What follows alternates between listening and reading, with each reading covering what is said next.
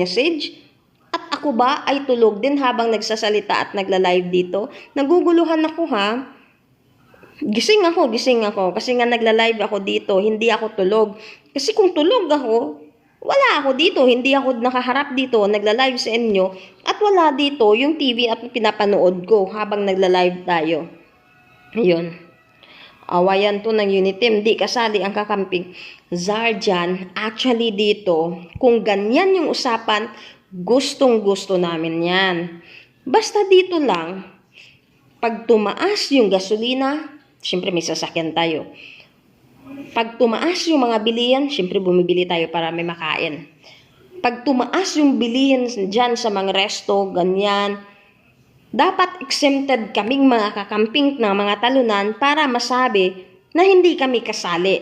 Kung awayang panalo lang to, bakit pati kami apektado?